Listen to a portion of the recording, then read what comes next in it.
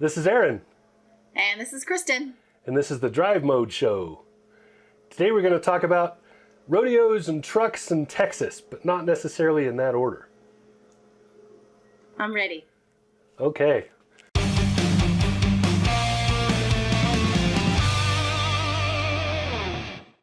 So, Kristin, you put together a little thing in Texas called the Texas Truck Rodeo. Just a little thing. For the Texas Auto Writers Association, or TAWA. Yep. So you attended and you did some great interviews. We have all of those on our channel right now, so people go and watch them. After you watch this, hit the subscribe button and then they'll all show up. Just pro tip. So anyway, Kristin, what is the Texas Truck Rodeo and what did you do there? Okay, so this year I was the Vice President of Events for TAWA, the Texas Auto Writers Association, and I was in charge of the Texas Truck Rodeo, which is a big job, and it takes our whole team. We've got all of our boards helping, and we've got, I think we had over 100 people there, about 50 journalists, and it's been around since 1993. So wow. This truck rodeo has been going on a long time, and it's a lot of fun. We get to drive lots of different trucks. We have a new location this year, so we dug out an off-road course, and we're going to expand that for next year because we got some comments that it was a little too easy. So we're going to add some element of difficulty for next year. Cool. So the Texas Truck Rodeo is sort of the premier event for the Texas Auto Writers Association, right? Right. And like you said, it's been running for a long time now, and it basically pits vehicles from every manufacturer who attends, which is usually all of them. It pits trucks and SUVs primarily. So you're not going to find sports cars, you're not going to find, right? You're going to only find trucks. So there's an off-road component you mentioned. Are there on-road and towing parts too? We did offer on-road, off-road, and towing. And so Ram did a towing demo that was really good. And I would like to see more of that next year because the way people use trucks, they need to know how it tows. They need to know what it can do. They need to know, depending on what it is that they do with their truck, they need to know all the things that it can do. And people say that people buy trucks according to what they want to do with it, not necessarily what they do with it. You know, so they may be looking to do more in the future. Well, I've always said that there's a reason that commercials for cars, so commercials for trucks always show the guy walking around wearing flannel or something, dumping big heavy loads of stuff in the back of the truck and then off-roading to go, get a deer or whatever he's, all these things, when in real life, the guy doesn't even own a cowboy hat, let alone a pair of Dickies, right? So, maybe not. But yeah, maybe not. They're getting to be more mainstream, right? They are much more mainstream. So at the rodeo, what were the things that you drove that caught your attention the most this year? I tried to drive as many vehicles as I could, and especially the ones I'm not as familiar with. So I've driven the Ram 1500 quite a bit, and we had a really strong Ram team there to give us information. Trevor and Mike and Dave and all the people from Ram that know a lot about it. And then we also had tons of Jeep there. We had the Jeep Wrangler in various trims, including the Willys. And in fact, Jeep, they wanted a harder hill to tackle, and so they made their own. So you'll see that video on our channel. Jeep thing. Going up it's a Jeep thing. Yeah. It was fun, so I tried to drive as much as I could. From my perspective as the journalist at large out here, Ram has worked really, really hard to get the sales that they have now. So they went from fairly low, they weren't doing very well 10 years ago, to the point now where they are in constant competition for second place in sales, which sounds like, well, it's only second place, but you have to realize the F-150 sells more than the Toyota Camry does in this country. So it's a huge, That's a huge and just number. to have half of that market is a gigantic achievement. And Right. Ram has worked really hard to get there, and they've done some great things. Their PR teams are awesome. They've really done good things making that happen. So you did some interviews, back to the rodeo. You did some interviews in several vehicles and with several reps from different companies.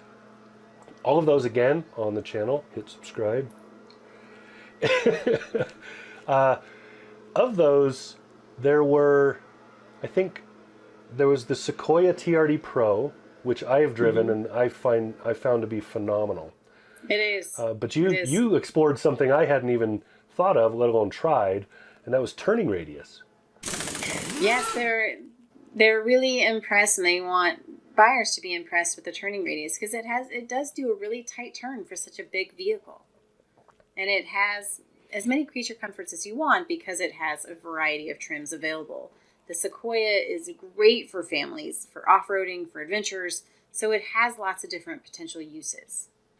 And with the TRD Pro package, it goes even further because that's serious off-road gear. It's not just a trim, pretty thing, we'll paint it green and Right. put knobbier tires on it. There's some serious off-road gear on that thing. It does great. It's very capable. It makes you feel very confident when you're tackling off-road in the Sequoia.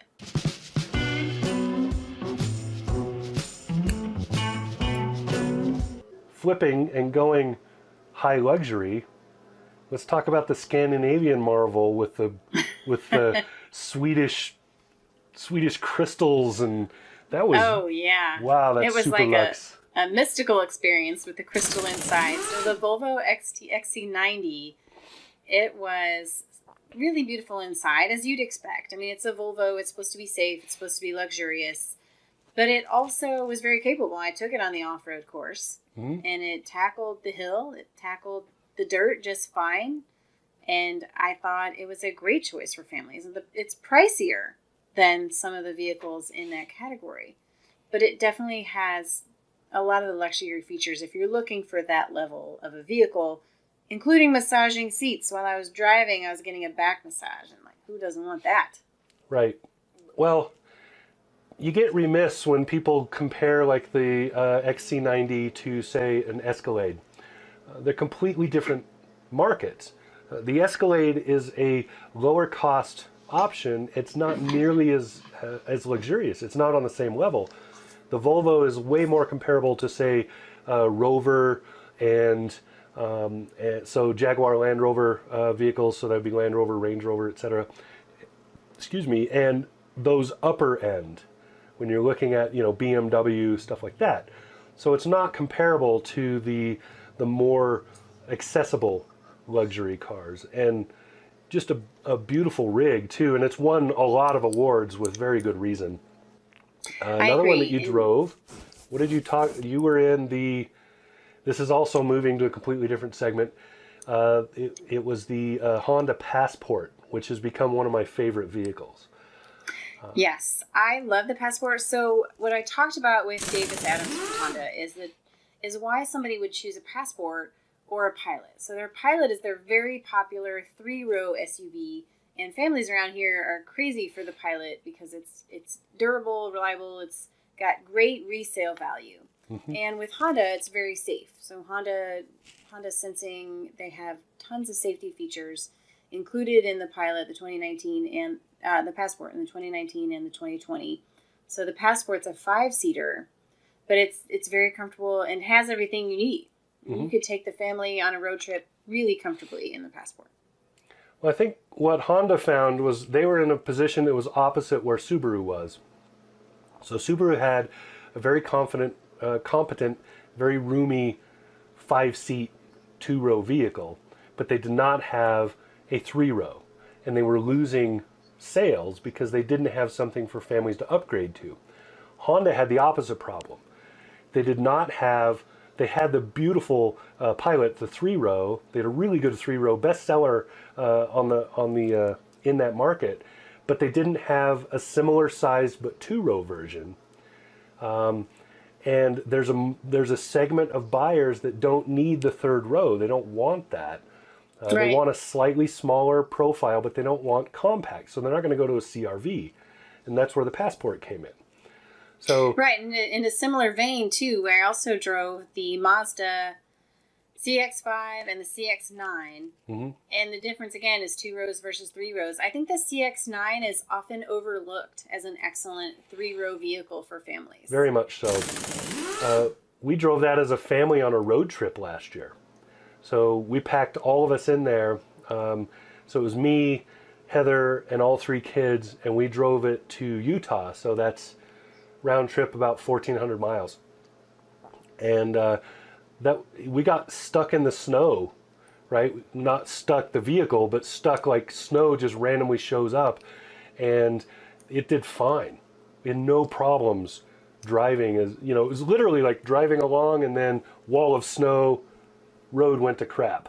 Like right Wow. there. There was no like, there's no No transition. warning. It was just punk, there it is. So Boom, yeah, there it beautiful, is. well done car. And I've done an off-road event with it, which also did really well. And the price is right. I mean, for the Right. Mazda. And I think, in terms of price, there was a couple other vehicles that, in the 3-row category for sure, we had the Kia Telluride and the Hyundai Palisade there. Mm-hmm. And those were also really popular. People enjoy driving them, and they're both getting rave reviews. So families, when they're looking at 3-row vehicles, I think the vehicles that we talked about, plus the Highlander and the Mazda MX-9, I mean, there's so many choices, and it just depends on what's your price point, what features are most important to Right. you. Another vehicle, we're going back to luxury for a second, that I drove was the Lexus Gx460. It's big. It's about the size of the Sequoia. It's a little bit more luxurious, and it had excellent crawl control. Like I set it at the bottom of the hill, and it just drove up for me. Mm-hmm. Semi-autonomous. Well, that's a vehicle that it gets its heritage from the Land Cruiser, so it has a lot of capability that you wouldn't expect. Right. Its bigger brother, the LX570, is the same way, and the LX, we have to remember, the LX won the Baja 1000 more than once, so that's. Yeah. It's definitely capable. I think it's more capable than people probably give it credit for, because it's a Lexus. You expect it Right. to be beautiful. You don't expect it to be tough. But it's tough enough. Mm-hmm.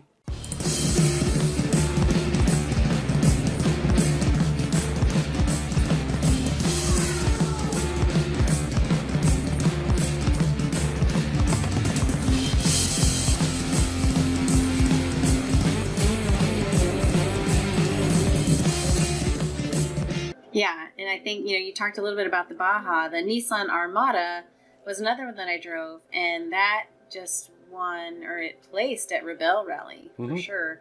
And that's a very tough Yeah, vehicle, and too. that was driven by my friend Lynn Woodward. Yes, Lynn Yeah. and Sedona was her partner, and Sedona has some really cool story, too, that we'll share on our site later. Cool. So, anything else at the rodeo jump out at you? It's a great group of people. I really enjoy having everybody come down to Texas, and we hope more people will come down. We had Jason Gonderman came over from Truck Trend, and it was just a great time. And now you're getting sound from our leaf blowers that are outside. That's okay. I think we're going to wrap it. So there you go. That was the 2019 Texas Truck Rodeo from Kristin's perspective. This has been Aaron. This has been Kristin. And this is the Drive Mode Show. See you later. Like and subscribe now. Peace.